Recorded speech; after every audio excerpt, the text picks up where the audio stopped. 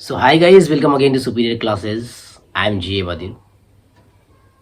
पिछले क्लास में हम लोगों ने एक नया चैप्टर स्टार्ट किया था क्लास 10th फिजिक्स का, जो कि हमारा लास्ट चैप्टर भी है और वो चैप्टर है हमारा magnetic effect of electric current.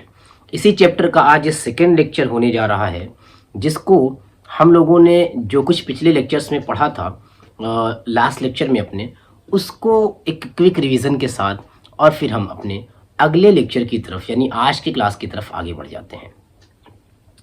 जैसा कि मैंने बात किया था लास्ट लेक्चर में कि जब ये चैप्टर का नाम है मैग्नेटिक इफेक्ट, है ना, मैग्नेटिक इफेक्ट, तो मैग्नेटिक इफेक्ट नाम होने का मतलब है कि हमें ऐसे इफेक्ट्स पढ़ने हैं किसका, ऑफ इलेक्ट्रिक करंट।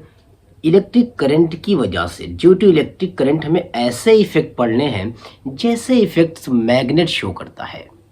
और अगर जैसे इफेक्ट्स मैग्नेट शो करता है वैसे इफेक्ट पढ़ने हैं तो ऑब्वियस सी बात है कि हमें जानना पड़ेगा, हमें जान लेना चाहिए कि मैग्नेट कैसे इफेक्ट शो करता है। और जिस पे हमने एक इंट्रोडक्शन दिया था मैग्नेट का कि मैग्नेट क्या होता है, मैग्नेट कैसा बिहेवियर शो करता है, उसकी प्रॉपर्टीज़ के बारे में, मैग्नेटिक फील्ड के बारे में, मैग्नेटिक फील्ड लाइंस के बारे में, इन चीज़ों के बारे में हमने अपने लास्ट लेक्चर में पढ़ा था। एक क्विक रिवीजन के साथ आगे बढ़ते हैं और फिर ऑस्टेड एक्सपेरिमेंट की तरफ बढ़ते हैं कि उन्होंने क्या किया था। जो हैंस क्रिश्चियन ऑस्टेड थे वो कौन सा एक्सपेरिमेंट कर रहे थे, और इस पर हमने थोड़ी सी बात लास्ट लेक्चर में की थी, लेकिन आज उसको थोड़ा सा और एक्सप्लेन करने वाले हैं। तो बगैर किसी देरी के चलिए आज की क्लास स्टार्ट करते हैं। अब आज की क्लास में अगर मैं बात करूं तो हमारा जो टॉपिक है magnetic effect of electric current, उसको लेकर के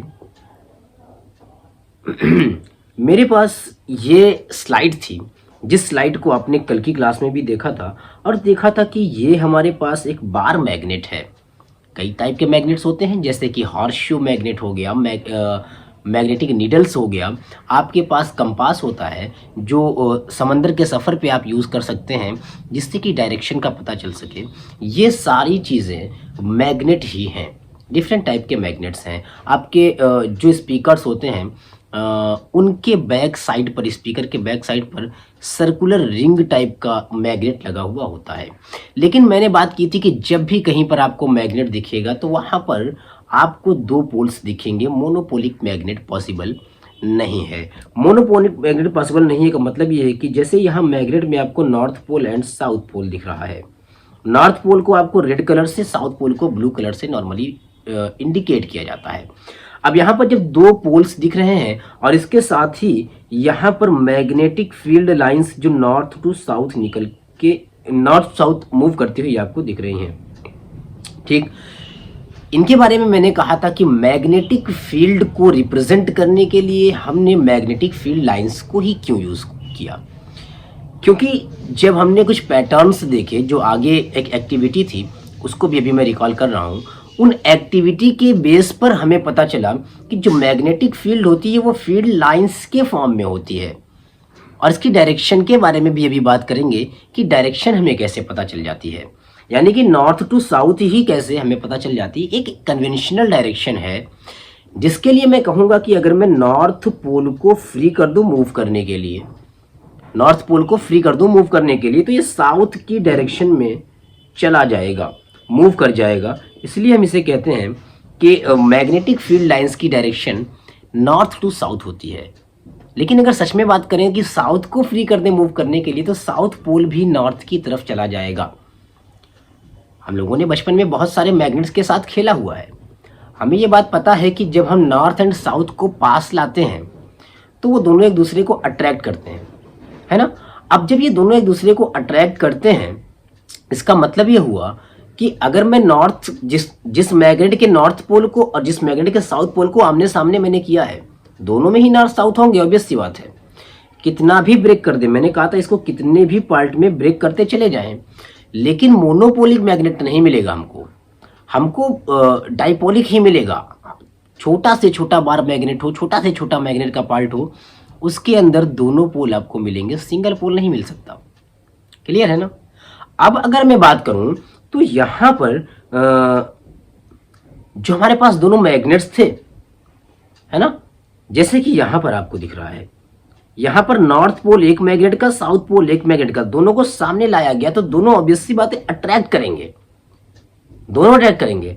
अगर मैंने नॉर्थ को फ्री टू मूव कर दिया तो ये साउथ की डायरेक्शन में मूव कर जाएगा, इसलिए नॉर्थ टू साउथ डायरेक्शन दिखाई जा रही है। बट ये कन्वेंशनल चीज है, मैंने कहा मान ली गई चीज है, क्योंकि ऑब्वियस सी बात है अगर मैंने साउथ को फ्री टू मूव कर दिया तो साउथ नॉर्थ की तरफ चला जाएगा, तो मूव तो ये भी कर रहा है, बट इसकी डायरेक्शन को हम मैग्नेटिक फील्ड लाइंस की डायरेक्शन कंसीडर नहीं करते हैं। आई होप कि इतनी बातें क्लियर होंगी आपको, ठीक है। तो इसके बाद हमने बात की थी नेक्स्ट स्लाइड की, और वहां पर एक एक्टिविटी की थी। उस एक्टिविटी में हमें पता चला था कि हम मैग्नेटिक फील्ड को पूरे फील्ड की तरह से क्यों नहीं दिखाते, हम क्यों इसको फील्ड लाइंस के जैसा दिखाते हैं। समझ में आ रही मेरी बात? क्यों इसको हम फील्ड लाइन के जैसा दिखाते हैं? क्यों ऐसा नहीं हो सकता कि अगर ये हमारे पास एक बार मैग्नेट हो, तो क्यों ऐसा नहीं हो सकता कि इसके आसपास की सारी फील्ड मैग्नेटिक फील्ड हो? क्यों हम इसको इस तरह से लाइंस के फॉर्म में दिखाते हैं, और लाइंस भी ऐसी जो एक दूसरे को इंटरसेक्ट नहीं करती, है ना? क्वेश्चन है ये। तो अगर मैं बात करूं तो यहाँ पर एक एक्टिविटी है, आपके एनसीईआरटी की एक्टिविटी है, जिसे मैंने शॉर्ट में रिकॉर्ड भी किया है। आपको वहाँ पर पूरी एक्टिविटी परफॉर्म करते हुए देखने को मिल जाएगा। अब अगर मैं बात करूं तो यहाँ पर मैंने किया क्या कि एक बार मैग्नेट लेकर के उस बार मैग्नेट को एक शीट पर फिक्स कर दिया, ठीक, उस शीट पर फिक्स कर दिया। अब उसके आसपास मैंने आयरन फाइलिंग्स उसको बिखेर दिया, फैला दिया, और कार्डबोर्ड को जिस पर मैंने शीट को फिक्स किया था, उस कार्डबोर्ड को जब टैप किया तो इस तरह के पूरे structures north to south, north to south, north to south, इस तरह से आयरन फाइलिंग्स जो है उस पेज पर इकट्ठा हुई आपको दिखेंगी, ठीक, इस तरह से। अब इसकी डायरेक्शन की अगर बात करूं तो अभी मैं बताता हूं कि डायरेक्शन कैसे हम पता करेंगे कि ये नॉर्थ टू साउथ ही है ना। अगर मुझे पता ना हो कि इस मैग्नेट का ये नॉर्थ है, इस मैग्नेट का ये साउथ है, जो बेसिक मैग्नेट्स आपके आते हैं ब्लैक कलर के, उसमें कहाँ से आपको पता होगा कौन सा नॉर्थ है कौन सा साउथ है? हाँ, ये आप पता कर सकते हैं दो मैग्नेट से कि अगर दोनों अट्रैक्ट कर रहे हैं तो दोनों अपोजिट हैं, और दोनों रिपेल कर रहे हैं तो दोनों सेम टाइप के हैं, या तो दोनों नॉर्थ हैं या दोनों साउथ हैं। बट हम ये तो नहीं पता कर सकते कि कौन सा नॉर्थ है कौन सा साउथ है। तो जिस कन्वेंशन की हमने बात की है कि magnetic field lines north to south move करती हैं, उस कन्वेंशन के अकॉर्डिंग हम ये बता सकते हैं कि ये मैग्नेटिक फील्ड लाइंस की डायरेक्शन कौन सी है। कैसे बता सकते हैं? इसके लिए हम कंपास को यूज करते हैं, जिसे मैं अगले एक्सपेरिमेंट में यूज भी करके आपको दिखाता हूं, ठीक। तो ये चीजें हमने बात कर ली थी। अब ये चीजें जब हमने बात कर ली थी तो मैं अब आता हूं उस पॉइंट पे जिसके बारे में हमने सारी डिटेल बताई थी आपको कि मैग्नेटिक फील्ड लाइंस की प्रॉपर्टीज क्या क्या हैं। जैसे कि सबसे पहला पॉइंट था कि हमेशा ओरिजिनेट होती है नॉर्थ पोल से एंड टर्मिनेट होती है जाकर के साउथ पोल पे। नॉर्थ पोल से निकल करके साउथ पोल की तरफ चली जाती है कन्वेंशनल डायरेक्शन। अब चली जा रही है तो इसे मैं कह दिया आउटसाइड मैग्नेट की बात कर रहा हूं सर, क्योंकि आगे मैं बताने वाला हूं कि ये क्लोज लूप होता है। यानी कि इनसाइड मैग्नेट की बात करूंगा तो ये डायरेक्शन साउथ टू नॉर्थ होती है, ठीक, साउथ टू नॉर्थ होती है। लिखा हुआ inside the magnet field lines move from south to north pole, इसकी बात भी हमने की थी, ठीक। और two field lines never cross each other, ये कभी एक दूसरे को क्रॉस नहीं कर सकती। मान लीजिए ये एक फील्ड लाइन है और दूसरी फील्ड लाइन इस तरह से क्रॉस करने लगे। फील्ड लाइन हमें बताती है कि किस डायरेक्शन में मैग्नेटिक फील्ड अप्लाई हो रहा है। अगर मैंने कहा कि यहां पर इसका डायरेक्शन ये है और इसका डायरेक्शन ये है, तो आप देख सकते हैं कि एक सिंगल पॉइंट पे यहां पर आपको क्रॉस जहां पर दिख रहा है वहां पर दो डायरेक्शंस आपको दिखेंगी, है ना। अब ये जब मल्टीपल डायरेक्शंस आपको दिखेंगी तो तो जाहिर सी बात है कि किसी सिंगल पॉइंट पे किसी पर्टिकुलर टाइम में सिंगल टाइम में मैग्नेटिक फील्ड की दो डायरेक्शन कैसे हो सकती है? ये पॉसिबल नहीं है। इसलिए कहा कि two field lines never cross each other as two directions of magnetic field at a single point in single time is not possible. ठीक, कह रहे field lines are crowded near pole which shows the strength of magnetic field. यहां पर अगर मैं बात करूं तो आप देख रहे हैं कि पोल के पास में मैग्नेटिक फील्ड लाइंस बहुत ही ज्यादा क्राउडेड हैं, जबकि पोल से दूर जाने पर यह क्राउड कम हो जा रहा है। ये क्राउड डिनोट करता है, ये क्राउड इंडिकेट करता है किस चीज को? स्ट्रेंथ को, मैग्नेटिक फील्ड की स्ट्रेंथ को। ये सारी बातें हमने की थी जिनका हमने एक क्विक रिवीजन लिया है। ठीक, अब मैं आता हूं उस पॉइंट पे जिनकी हमें इस चैप्टर में सबसे ज्यादा नीड है। और जब मैंने हिस्ट्री बताई थी आपको तो मैंने कहा था कि जो चट्टानों पर काम करने वाले मजदूर होते हैं या एंजॉय करने के लिए पहाड़ी एरियाज चट्टानों में चाहते हैं, उनके शूज में पकड़ को मजबूत बनाने के लिए, ग्रिप अच्छी बनाने के लिए उसमें लगा होता है नेल्स, जिससे कि अच्छे से उस पर पकड़ बनी रहे। और आयरन नेल्स लगी हुई थी। तो एक एरिया था, एक आइलैंड था, उस आइलैंड पे सफर करने के लिए, उस आइलैंड पे काम करने के लिए कुछ मजदूर गए हुए थे, लेकिन उन्होंने कुछ फील किया ऐसा कि जब उनके शूज को वो जमाते हैं जमीन पर, ठीक, चट्टानों पर, तो उन्हें वापस उठाने में बड़ी प्रॉब्लम होती है, वो चिपक से रहे हैं। ठीक है, और इस फीलिंग को जब उन्होंने देखा तो फिर चट्टानों का जब जायजा लिया गया, उस पर जब ओवरव्यू लिया गया, उसका एक्सपेरिमेंट किया गया कि ऐसा क्या है यहाँ पर, तो उन चट्टानों में एक ऐसी प्रकृति, एक ऐसा नेचर मिला जिससे पता चला कि ये बहुत सारे टाइप के मटेरियल्स को अट्रैक्ट करते हैं। क्योंकि उस आइलैंड का नाम मैग्नेशिया था, इसलिए इसका नाम मैग्नेट रख दिया गया। उस मटेरियल का नाम क्या रख दिया गया? मैग्नेट रख दिया गया। और यहाँ पर ये एनिमेशन आपको जो दिख रहा है, ये एक bar magnet, horse shoe magnet है, नाल चुंबक। और इसके पास में कुछ चीजें हैं जो बार बार अट्रैक्ट होती हुई आपको दिख रही हैं। तो ये था मैग्नेट सारा। लेकिन हमारे जो हैंस क्रिश्चियन ऑर्स्टेड ये साइंटिस्ट हैं, ये अपने लेबोरेटरी में एक्सपेरिमेंट कर रहे थे, काम कर रहे थे। काम कर किस पे रहे थे? ये काम कर रहे थे इलेक्ट्रिकल सर्किट पे। और सर्किट के पास में इत्तेफाक ऐसा कि कंपास रखा हुआ था। और जैसे ही यहां पर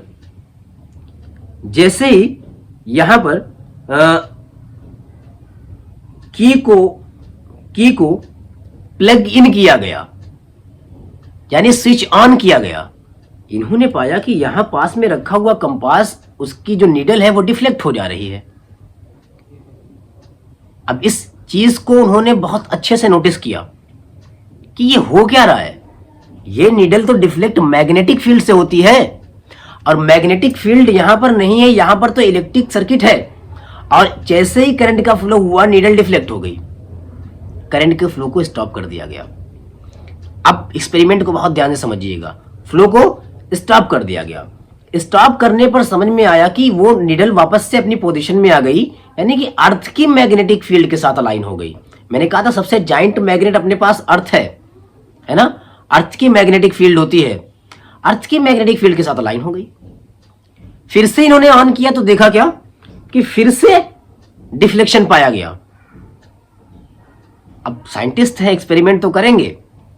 क्या किया कि अब इन्होंने इस करंट के अमाउंट को इंक्रीज करना स्टार्ट किया कि कितना करंट फ्लो हो रहा है और कितना डिफ्लेक्शन हो रहा है। जब करंट का अमाउंट इंक्रीज किया गया तो देखा डिफ्लेक्शन ज्यादा होने लग गया, और करंट के अमाउंट को डिक्रीज करने पर डिफ्लेक्शन कम होने लग गया।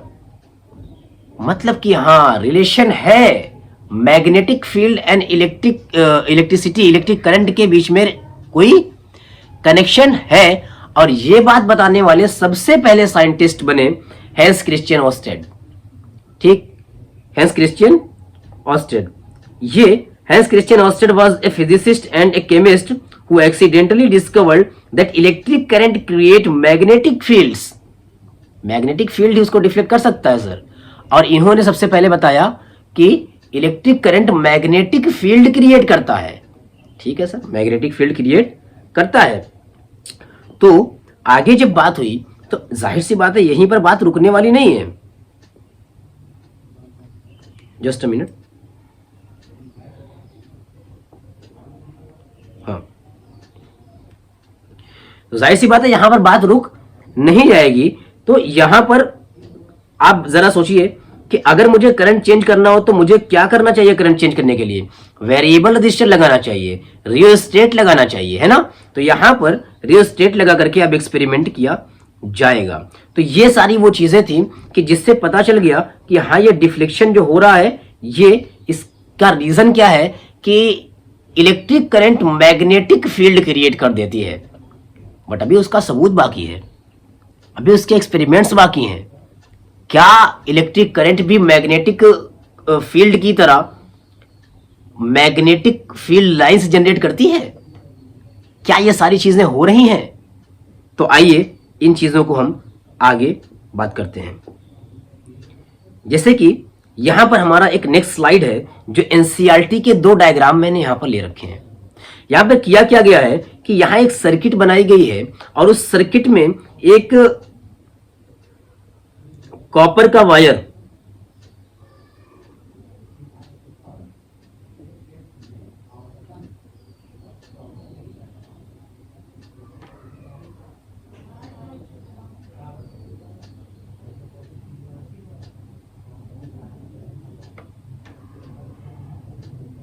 ठीक। तो यहां पर एक सर्किट बनाया गया है और इस सर्किट के अंदर, इस सर्किट में यहां फिर से वही काम किया गया। किसको यूज किया गया है? कंपास को। और इस कंपास में जैसे इसमें करंट का फ्लो किया गया, जैसे इसमें करंट का फ्लो किया गया तो पॉजिटिव टू नेगेटिव इस तरह से करंट का फ्लो होगा। और जब नॉर्थ से साउथ, नॉर्थ टू साउथ, इसको नॉर्थ और साउथ डायरेक्शन में अलाइन किया गया है और कंपास को भी बिल्कुल उसी डायरेक्शन में अलाइन किया गया। कंडक्टर है, कंडक्टर के नीचे, कॉपर कंडक्टर के नीचे इस तरह से रख दिया गया, किसको रख दिया गया? कंपास को। और जैसे ही करंट का फ्लो नॉर्थ टू साउथ हुआ ये मूव कर गई, किसमें?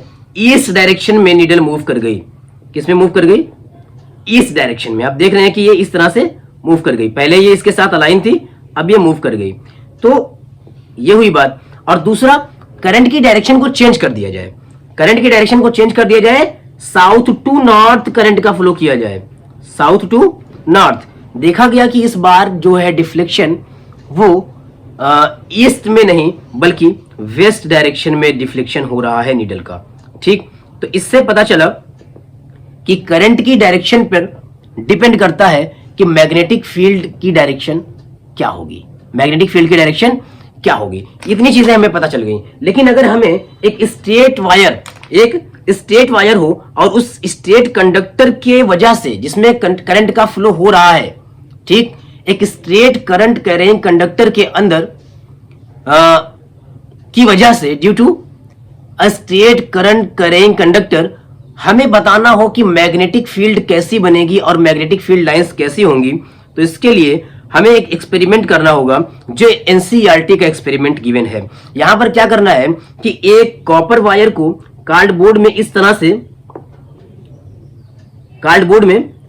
से सेट कर लेना है कि ये इसके परपेंडिकुलर इस तरह से और बीच में कोई होल करके इससे पास कर देना है। ठीक, जब हम इससे पास कर देंगे तो यहां पर क्या करना है, हमें वेरिएबल रजिस्टर यानी रियोस्टेट यूज करना है। करंट को मेजर करने के लिए एमीटर यूज कर सकते हैं और यहां पर क्या, सेल हमने यूज कर लिया। अब करंट कैरिंग कंडक्टर जो इस तरह से वर्टिकल है और हॉरिजॉन्टल कार्डबोर्ड ये है, हॉरिजॉन्टल कार्डबोर्ड है। तो यहां पर सर ना जैसे ही करंट का फ्लो ऊपर से नीचे की तरफ होता है तो मैग्नेटिक फील्ड बनेगी, क्योंकि इसको हम पहले चेक कर चुके हैं। लेकिन अब हम करेंगे क्या? अब हम करेंगे कि इस पे वही आयरन फाइलिंग्स, लोहे का बुरादा ला करके इस पे फैला देंगे और जैसे मैग्नेट के साथ एक्सपेरिमेंट किया था वैसे ही एक्सपेरिमेंट यहां पर करेंगे।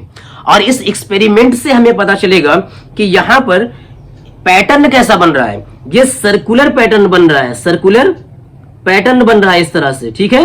सर्कुलर पैटर्न बता रहे हैं कि यहां पर जो मैग्नेटिक फील्ड लाइंस हैं वो सर्कुलर फॉर्म में है, ठीक। एक स्ट्रेट करंट कैरिंग कंडक्टर है, उसकी वजह से जो मैग्नेटिक फील्ड लाइंस बन रही हैं वो कैसी बन रही हैं सर, सर्कुलर बन रही हैं, है ना, बन रही है मैग्नेटिक फील्ड लाइंस। अब जब सर्कुलर लाइन बन रही है तो उसमें डायरेक्शन बतानी होगी।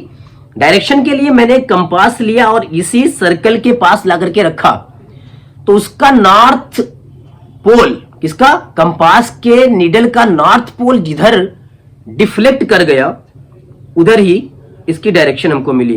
तो यहां पर अगर कंपास रखा जाए तो यहां पर इस तरह से डिफ्लेक्ट किया, मतलब कि ये डायरेक्शन बनी हमारी, ये डायरेक्शन बनी हमारी किसकी, मैग्नेटिक फील्ड लाइंस की। अगर आप एक्सपेरिमेंट के बाद देखना चाहें तो ये कुछ इस तरह का स्ट्रक्चर आपको दिखेगा, जिसपे उसके आसपास ऐसा सर्कल्स, आपको क्लोज सर्कल्स बने हुए दिखेंगे जो कहीं एक दूसरे को कट नहीं कर रहे होंगे, इंटरसेक्ट नहीं कर रहे होंगे, क्योंकि ये मैग्नेटिक फील्ड लाइंस की प्रॉपर्टी में से है।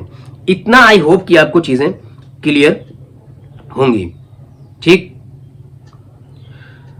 अब अगर मैं बात करूं तो यहां पर जितनी चीजें हमने पढ़ी आज के लेक्चर में, ये सारी चीजें एक तरफ, और अब यहां से स्टार्ट होता है वो चीज जिसमें हम वो थ्योरीज पढ़ते हैं, वो प्रिंसिपल्स पढ़ते हैं, जिनमें डिफरेंट साइंटिस्ट ने डिफरेंट टाइप की थ्योरीज से हमें बताया कि अब अगर यहां पर मैग्नेटिक फील्ड प्रोड्यूस हो रही है, जनरेट हो रही है, तो वो किस तरह के डायरेक्शन शो करेगी, कैसे डायरेक्शन शो करेगी, कैसे पैटर्न शो करेगी, इस तरह की चीजें हमें पढ़नी है। तो अब यहां पर जो हैंड रूल्स होते हैं, जैसे थंब रूल हो गया, ठीक, इन तरह के रूल्स को हमें अब आगे के लेक्चर्स में एक्सप्लेन करना है, पढ़ना है, समझना है। तो आई होप कि ये चीजें आपको बिल्कुल क्लियर हो गई होंगी। आज के लेक्चर में थोड़ा सा रिवीजन था और ये बहुत जरूरी भी था। तो आगे के लेक्चर्स यहीं से स्टार्ट होने वाले हैं। अगर आपने पिछले क्लासेस नहीं देखे हैं तो पहले जाकर के उन्हें देख करके चीजें क्लियर कर लीजिए। मिलते हैं दोस्तों कल की क्लास में। Best of luck and take care.